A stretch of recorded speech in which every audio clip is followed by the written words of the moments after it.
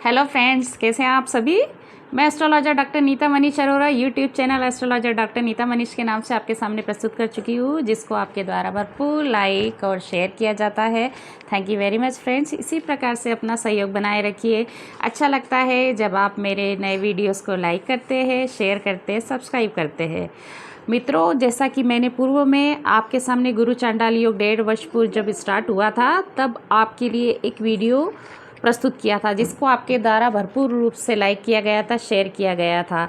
तो आज हम फिर एक बार पुनः शामिल हैं आपके साथ में कि राहु केतु जो कि छाया ग्रह कहे जाते हैं, और इनके कारण ही हमारी पत्रिका में गुरु चांडाल योग, अंगारक योग, काल सर्पदोष, पितृदोष जैसी स्थितियां निर्मित होती है। जहां उनमें से कुछ योग शुभ प्रभाव पैदा करते हैं, वहाँ कई ग्रह नेगेटिव इफ़ेक्ट देते हैं, जिसके कारण से हमारे यहाँ पर कई जातक कई दोषों से पीड़ित हो जाते हैं।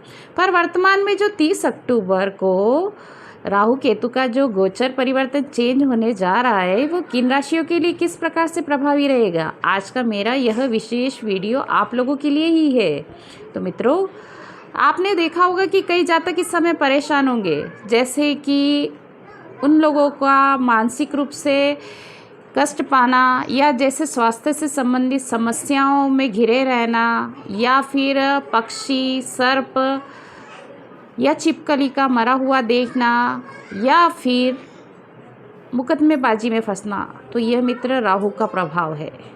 वहीं बालों का झड़ना, रीढ़ की हड्डी से संबंधित समस्याएं होना, नसों से संबंधित समस्याओं का होना, स्वास्थ्य में ऐसी अनचाही बीमारियां होना जिनके लिए हम इलाज तो कर रहे हैं, लेकिन समझ में नहीं आ रहा है, ना डॉक्टर बता पा रहे हैं, ना हम समझ पा रहे हैं कि यह स्थिति क्यों बन रही है। तो मित्रों, केतु का प्रभाव पूरी तरीके से आ जाता है। तो हम अपने साथ होने वाले नित्य दिन के घटनाक्रम से भी ये जान सकते हैं कि किस प्रकार से जो है ग्रह दोष हमारे जीवन में प्रभाव दे रहे हैं, और उसी के अनुरूप हमें उपाय अपना लेना चाहिए। यदि हमें उपाय पता नहीं है तो फिर संपर्क करना है ना, आप मुझसे भी संपर्क कर सकते हैं। मैं हमेशा आपके साथ हूँ मित्रों। तो मित्रों, 30 अक्टूबर को 2:33 से जो राहु का परिवर्तन होगा, है ना, वह मेष राशि से मीन राशि में वक्री परिवर्तन हो जाएगा। वहीं केतु तुला राशि में वर्तमान में विद्यमान है, और अब वह कन्या राशि में प्रवेश कर जाएंगे। तो राहु और केतु जो कि मायावी ग्रह कहे जाते हैं, किस प्रकार का परिवर्तन लेकर आ रहे हैं कुछ मुख्य राशियों के लिए। तो पहली राशि है मेष राशि। मेष राशि के जातक, आप लोग गुरु चांडाल दोष से मुक्त हो जाएंगे। अभी तक आप जिस प्रकार के मानसिक कष्ट को पा रहे थे, जीवन में आपके साथ में जो ग्रह विशेष का लाभ बना था, बीच में आप राजयोग वाली स्थिति में थे कुछ समय के लिए, और पुनः आप स्वास्थ्य से संबंधित समस्याओं को बहुत ज़्यादा अपने जीवन में पा रहे थे। पारिवारिक कलह का होना, या फिर व्यापार में किसी प्रकार की उन्नति ना होना, कहते ना कि कार्य रुक सा गया है, ऐसी स्थिति जब आप पा रहे थे, तो अब आप मित्रों उस स्थिति के बीच में राहत पाएंगे। आपके पास में जबकि राहु ग्रह आपकी राशि से निकलकर मीन राशि में चले जाएंगे, तो गुरु का प्रभाव आपके साथ में चलता रहेगा। वह किस समय परिवर्तित होगा और कैसा परिवर्तित होगा, ये हम आने वाले वीडियो में आपसे चर्चा करेंगे। लेकिन आपके लिए जो लाभ की स्थिति बनती है कि अब आपके लिए व्यापार, व्यवसाय या निवेश की स्थितियाँ शुभ रहेगी। आपको स्वास्थ्य में भी राहत मिलेगी, आपके कार्यों में भी उन्नति होगी। आप जहाँ जीवन में कुछ कहीं सी समस्याओं का सामना कर रहे थे, यानी कि जिसको कहते हैं ना एक चक्र सा बन जाना, उस चक्र से अब आप बाहर आएंगे और राहत पाएंगे। दूसरी राशि है वृषभ राशि। वृषभ राशि, अब आपके लिए सफलता की राहें निकल पड़ेगी। आप जीवन में कैरियर को लेकर जिस प्रकार की चिंता कर रहे थे, अब आप उसमें एक बड़ा अच्छा बदलाव पाएंगे। आपके लिए निवेश की स्थितियाँ बेहतर बनेगी। पुराना निवेश भी आपके लिए लाभदायक स्थिति लेकर आएगा, और नए की स्थितियाँ भी आपके साथ में बनेगी।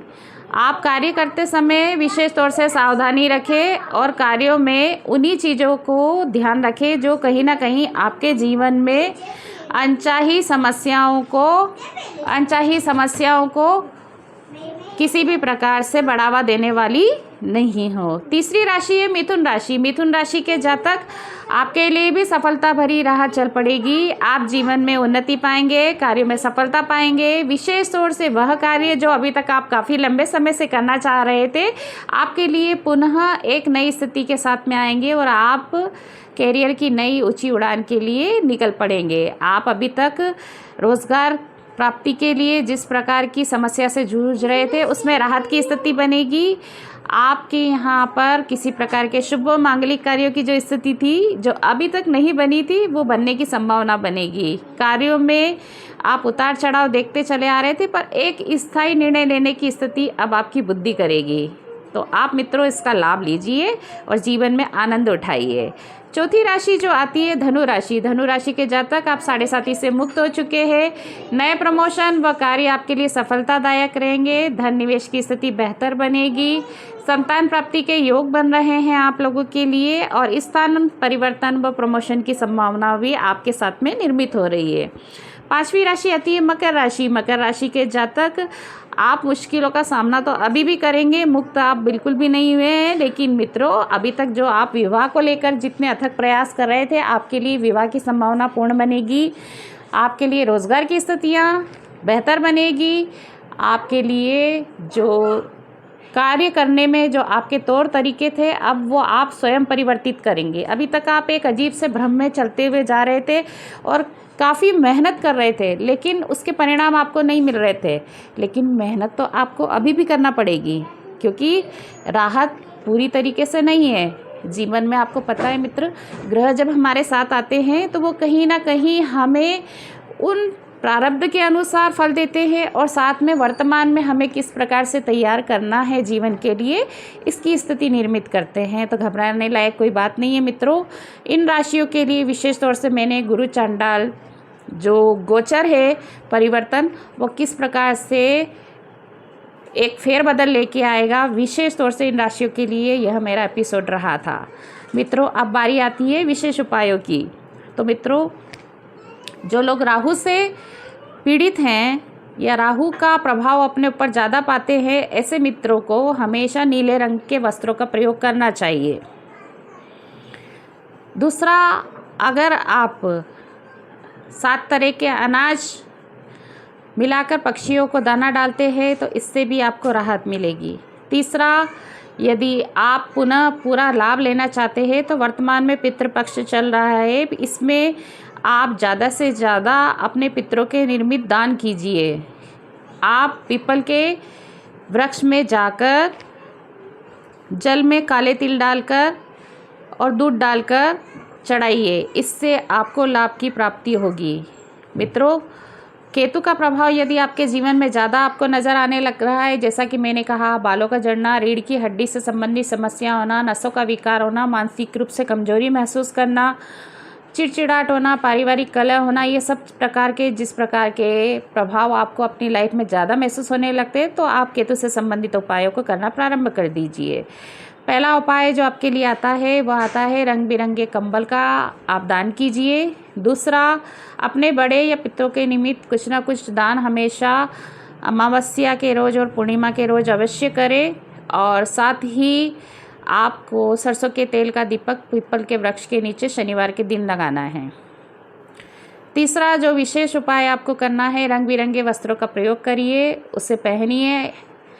आपको कुछ लोग शायद यह भी कहते हुए नजर आए कि आप इनसे संबंधित दान कीजिए, यानी रंग बिरंगे वस्त्रों का दान कीजिए, प्रयोग मत कीजिए। लेकिन मेरा कहना है कि अगर किसी ग्रह की नाराज़गी है अगर आपके प्रति, ये एक जीवन का अंग है, तो बजाय हम इसको कि कोई अतिथि के रूप में या किसी रूप में हमसे नाराज़ है तो हम उससे माफ़ी मांगते हुए, उनकी आराधना करते हुए उनकी चीज़ों को पहन लीजिए और कहिए कि हमने तो आपके अनुरूप अपने आप को ढाल लिया है, अब आप आशीर्वाद दीजिए और हमारे जीवन को एक राह जो उचित हमारे जीवन के लिए सफलता के मार्ग प्रशस्त करती है, आप उस तरफ बढ़ाइए। कौन व्यक्ति क्षमा मांगने से प्रसन्न नहीं होता है। तो मित्रों, क्षमा का स्थान व्यक्ति के हृदय में हमेशा होना चाहिए, चाहे वह हमारे यहाँ की संस्कृति की पहचान के रूप में हमेशा मौजूद है, चाहे हमारे देवताओं से माफ़ी मांगना हो, चाहे हमारे पितरों से माफ़ी मांगना हो, चाहे हमारे मित्र सहयोगी रिश्तेदारों से मांगना हो। तो मौका हमेशा व्यक्ति के सामने रहता है। समय रहते कुछ चीज़ें कर ली जाती है तो नाराज़गी हमेशा के लिए दूर हो जाती है। यह बात होती है हमारे लिए एक जीवन के सबक के रूप में। तो जीवन में इस प्रकार के ग्रहों का आना हमें परिस्थितियों के लिए तैयार करना होता है। तो आप सभी अपने जीवन में आने वाले इस शुभ गोचर को किस प्रकार से बदलकर लाभ लेंगे, ये आप पे निर्भर करता है। मेरी तरफ से आपके लिए मार्गदर्शन था। कैसा लगा मेरे वीडियो? लाइक करना, शेयर करना, सब्सक्राइब करना आपको नहीं भूलना है। तो याद है ना, YouTube channel astrologer doctor Neeta Manish Arora पुनः आपको धन्यवाद देती है। Thank you very much friends, thank you.